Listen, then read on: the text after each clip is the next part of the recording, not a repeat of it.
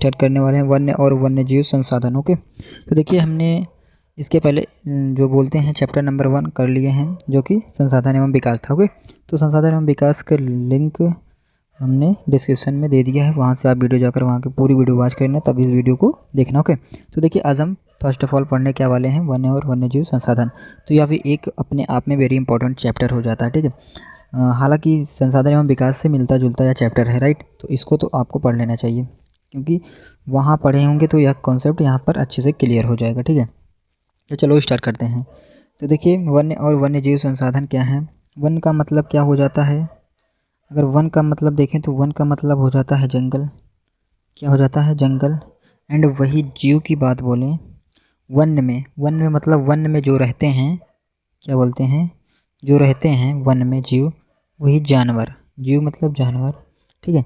तो जो वन में रहते हैं उन्हीं की हम बात करने वाले हैं, राइट। तो ये किस तरीके से संसाधन हैं, ये किस तरीके से हम इनका उपयोग करते हैं, या किस तरीके से हैं, या किस रूप में पाए जाते हैं। तो देखिए कितने प्रकार की जातियाँ होती हैं, इन सब की बात आज हम करने वाले हैं। तो देखिए आज हम पढ़ने क्या वाले हैं, तो देख लेते हैं।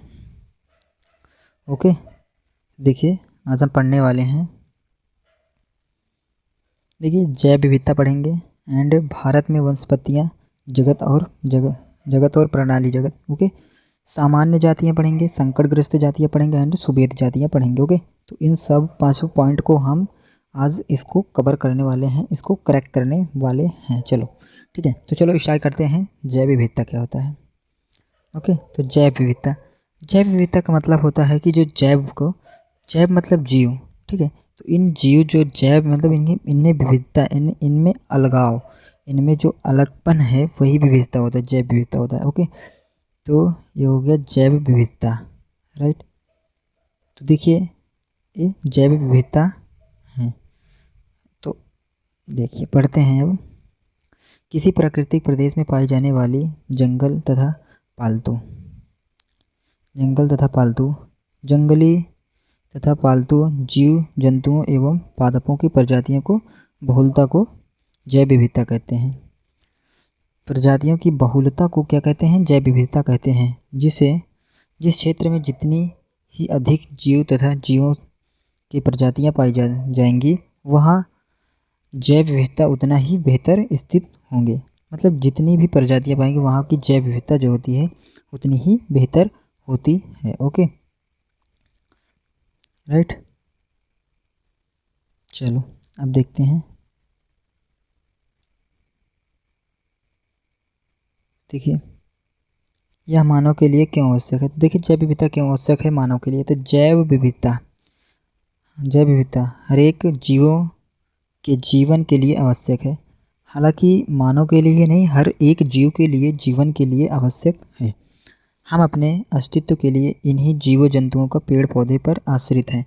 हम अपने अस्तित्व मतलब हम कहने का मतलब है कि हम अपने अस्तित्व, अपने शरीर की सुरक्षा करने के लिए इन सब जीव जंतुओं के ऊपर ही आरक्षित हैं। ओके, मतलब इन्हीं पर निर्भर हैं, आश्रित हैं। ओके, भोजन के लिए अन्न, पीने के लिए पानी यानी कि जल, ओके, के लिए आवास, रहने के लिए आवास इत्यादि। इन सब देखिए हम किन पर आश्रित हैं, हम पेड़ पौधों पर आश्रित हैं। देखिए पेड़ पौधों से हमें भोजन मिलता है, एंड पानी भी मिलता है हमें। ओके, पीने के लिए पानी भी मिलता है पृथ्वी पर। देखिए हम इन्हीं पेड़ों पौधे और जीव जंतुओं के प्राप्त करते हैं, इन्हीं पेड़ पौधे और इन्हीं जीव जंतुओं से प्राप्त करते हैं। इसलिए जैव विविधता अन्य जीवों के लिए ही नहीं बल्कि मानव के लिए भी महत्वपूर्ण है। ओके, ठीक है। जैसे कि देखो हम भोजन कहाँ से प्राप्त करते हैं, पेड़ पौधे से। तो हमारे शरीर में जाता है तो संतुलित आहार होते हैं, राइट। चावल हो गया, वसा हो गया, तो इन सब हमारे पेट में जाते हैं एंड हमें ऊर्जा प्रदान करते हैं। ओके, चलो अब क्या देखते हैं। देखिए भारत में वनस्पति जगत का मतलब क्या है। देखिए भारत जैव विविधता की दृष्टिकोण से समृद्ध देशों में से एक है। जैव विविधता के दृष्टिकोण से, जैव विविधता के मामले में भारत जो है एक समृद्ध, एक सुरक्षित देश है। भारत में लगभग 47,000 वनस्पतियाँ पाई जाती हैं। कितनी पाई जाती है वनस्पतियाँ, 47,000 वनस्पतियाँ पाई जाती हैं। एंड 15 लाख क्या पाए जाते हैं, 15 लाख वनस्पतियाँ पाई जाती हैं एंड 47,000 वनस्पतियों की प्रजातियाँ पाई जाती हैं। इतनी वनस्पति पाई जाती हैं, इतने वनस्पति की प्रजातियाँ पाई जाती हैं। ओके, प्रजातियाँ लुप्त हो गई हैं। कितनी? 1500 वनस्पतियों की जातियाँ लुप्त होने के ओर बढ़ रही हैं। तो यहाँ पर क्या बताया गया है? 1500 वनस्पतियाँ लुप्त होने के कगार पर हैं। क्या है?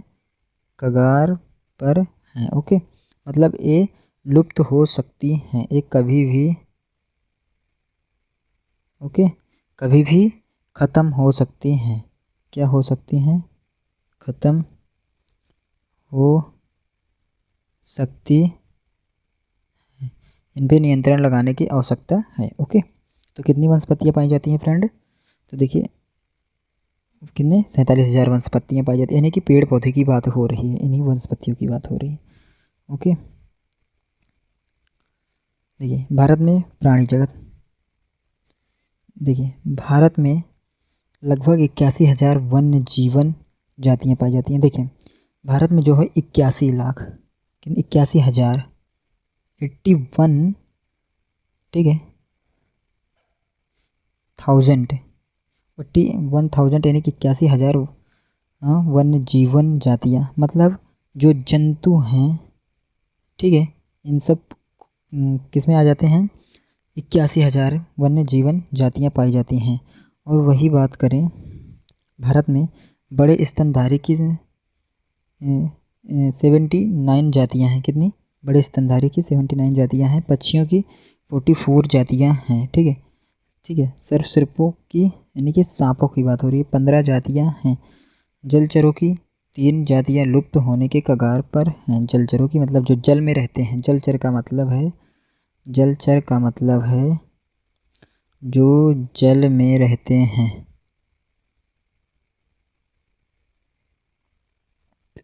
ओके, जो जल में रहते हैं। सरीसृप मतलब जो रेंगते हैं। क्या? जो रेंगते हैं, जो रेंगते हैं सरीसृप। पक्षी तो आपको पता ही है, ये ही होते हैं। ओके, यहाँ पर देख सकते हैं जलचर हो गए। चलो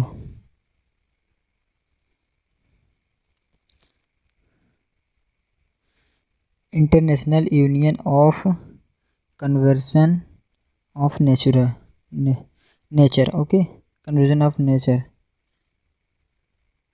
प्राकृतिक संरक्षण के अंतर्राष्ट्रीय संघ IUCN के अनुसार भारत में पाए जाने वाले जीव जंतु को निम्नलिखित श्रेणियों में विभाजित किया गया। कितने में?